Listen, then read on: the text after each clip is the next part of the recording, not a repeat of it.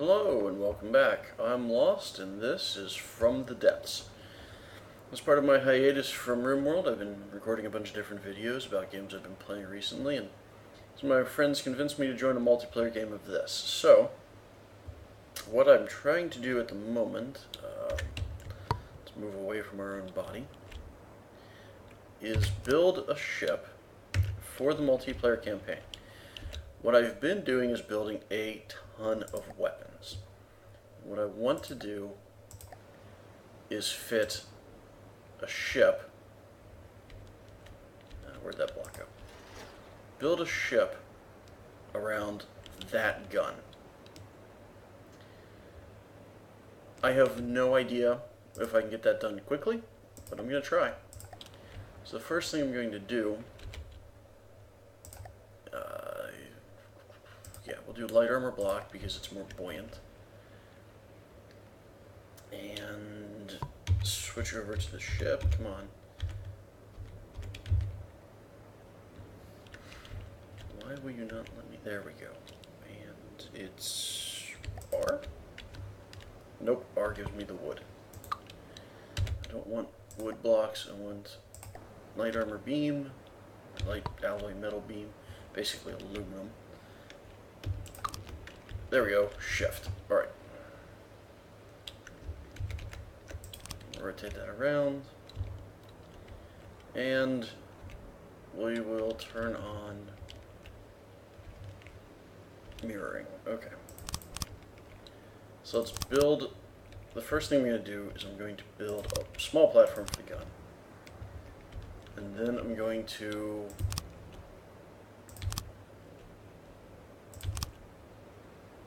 build walls around the ammo loaders. And I'll go over the design with you briefly after I get the preliminary platform down.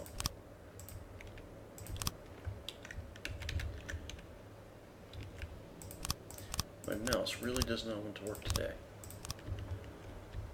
And good enough. Okay. So let's go over this build. In order to have the two cannons serve as two separate objects inside of this, I had to create two completely independent towers of cannon. If either of these two towers makes actual contact, the cannon will fail to be two separate entities, and this will break. Which is very disappointing when it happens, but it can be worked around. So, to get this thing a high rate of fire,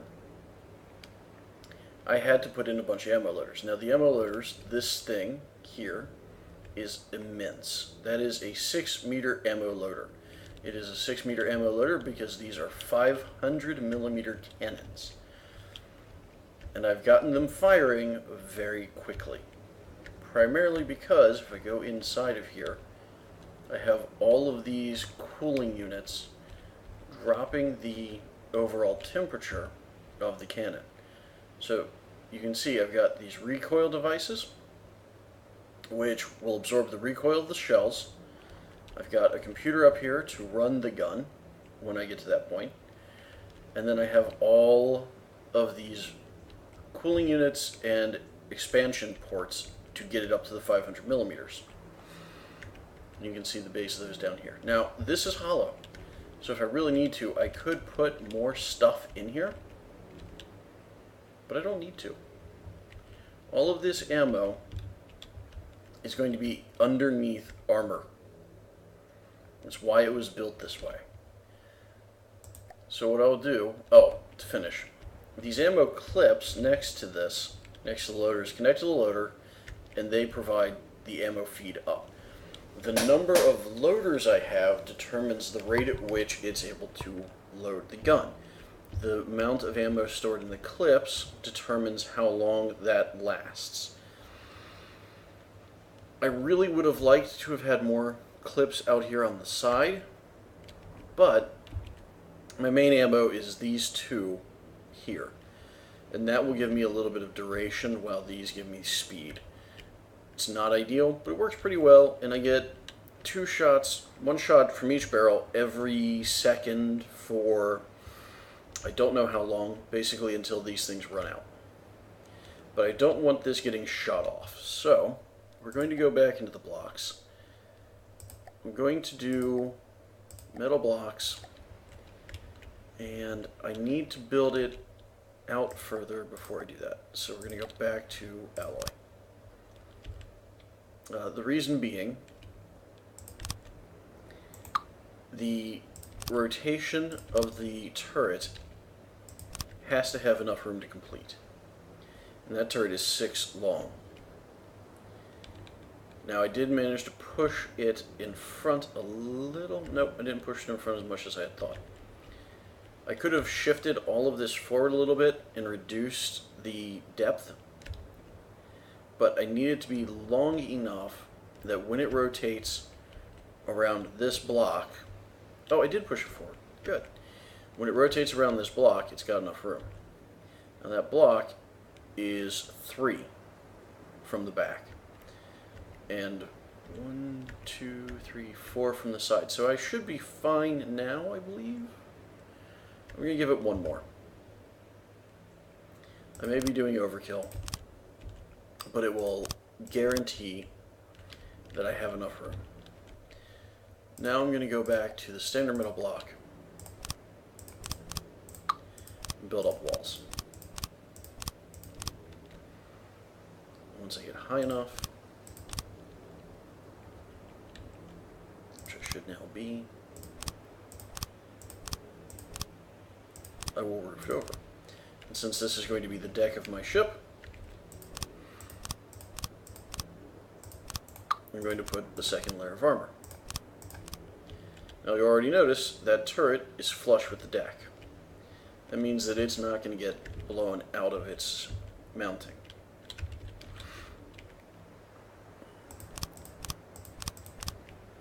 And I believe that is enough room for the rotation. We'll take one off.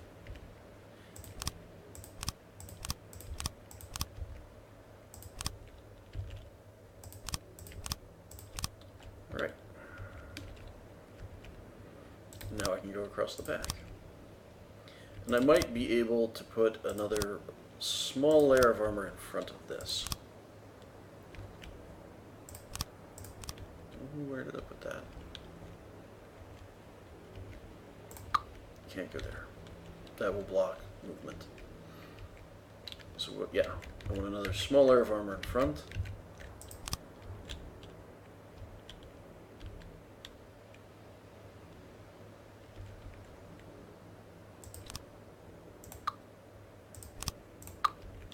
Yep, still good.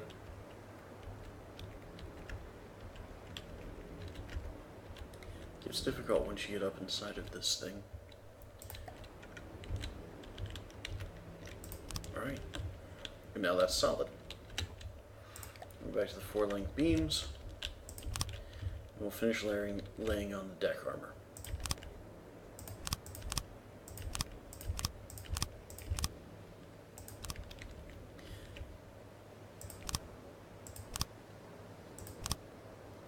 The nice thing is, once I get these placed, I'm ready to continue building the rest of my ship. And this is actually how the building goes even in the standard campaign. You just build your ship. I have it hovering in midair right now to make it easier. If I stop it from hovering in midair, it's going to crash down and it's going to flip because it is not balanced. So we'll put it back in midair.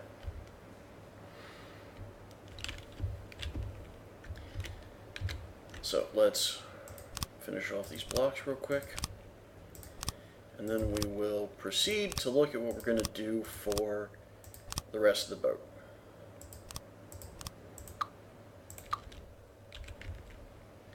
It's 5.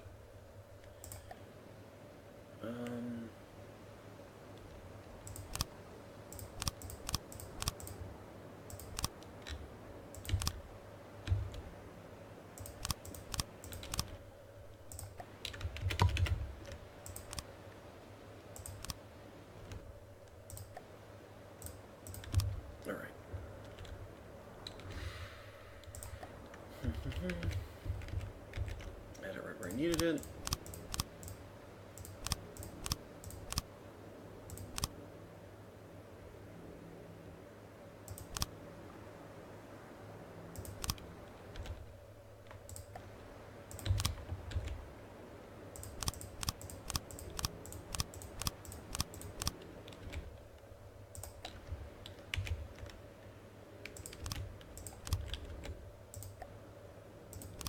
And that's it. My turret is ready to fire. Well, no. No, it's not. I don't have half of the equipment I need for it. Actually I do. I just need ammo and a ammo controller, and it could fire. But what I'm going to do now, or what I would do now, is I would continue building out. The idea I have is to put an engine underneath this deck that I'm currently building, and then have my fuel and probably my batteries in this entire undercarriage. But what I want to do is grab metal blocks, nope, and I want to do a downslope 4. I really should pay more attention to the locations on those arrows. Actually, no, I want to do a single 4-length beam, a single extra block wide. And the reason for that is I will put an inner layer as well. And this will serve as a air chamber. And that air chamber will keep me afloat even when I get punctured. At least that's the idea. The hope is to make this a very resilient ship. Now I'll explain what I'm doing right now in a moment. First I want to get it all laid out.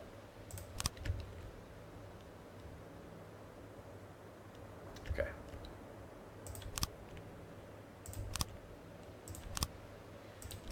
And that last one is going to be light alloy beam 4.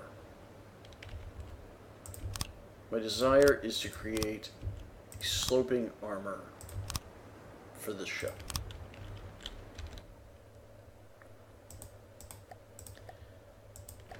And I'm going to do heavier on the top, and then I will have a band of lighter along the bottom.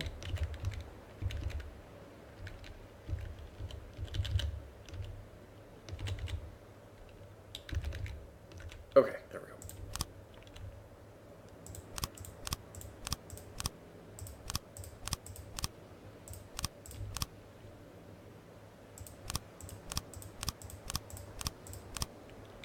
So what I'll do now, because I don't technically need those,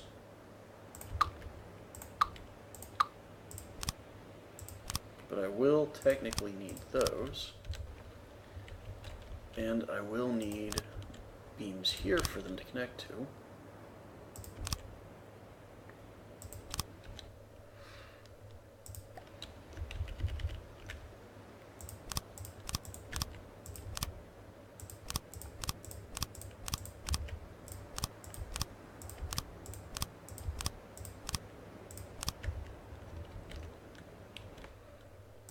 Now, because I know that I'm out further, let's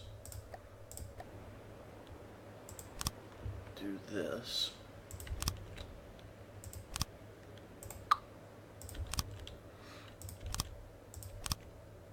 And I'll probably stop going back, maybe one more, and then I'll taper the back end.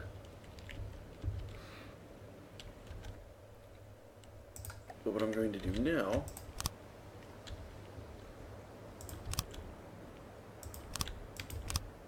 is reverse the slope.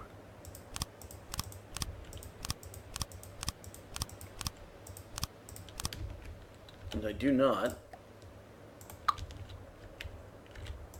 need those blocks, so I will cut them, and that will save me on weight. So now I've got 3 air chambers that will run down the side of my ship and provide buoyancy. Now, obviously, if they get pierced, I'm in trouble, but I don't honestly expect that to happen. And yes, I said I was going to have another chamber. What I'll do for that chamber, I don't know yet. I'll figure it out later. But obviously, it's going to take a while to build this ship, and I think it will be boring to take the time and have you watch the whole thing. Instead, what I'm going to do is really quickly, I'm going to load up. Is it this one? Yeah, we'll load this one. I'm going to load up my airship. This I'm also working on for the campaign. Ooh, gets a little dizzy in here. So that's ammo storage. That's fuel storage for that engine, which is providing my power. That's my helium generator. Obviously, I'm trying to balance this thing. It has a tendency to want to spin if I'm not careful. And primarily that's because of these giant cannons that are on the side, which I'm going to end up removing. I've decided that I'm going to use laser defenses for anti-missile, and then I'm going to set up, well, most things. And then I'm going to set up a rack of missiles back here. And I'll just shoot out missiles, and I'll be a flying missile cruiser, if you will. But this shows you some of the versatility of the game and some of the interesting things that you can do. Because this is all aluminum blocks. Let's up that. And as you can see, a little bit of helium goes a long way. So we will get out of build mode and jump into the ship. As you can see, I'm flying. Now I can, in theory, drive forward. But because of the imbalance, I am going to slam straight into that ocean. See? Plop. But it doesn't like water, so it's just going to drive along the surface. So let's turn the engines off. And this thing will level out. And that's really the biggest difficulty I have with the airships. I'm not using helicopters. This isn't a helicarrier. It is an honest-to-God dirigible.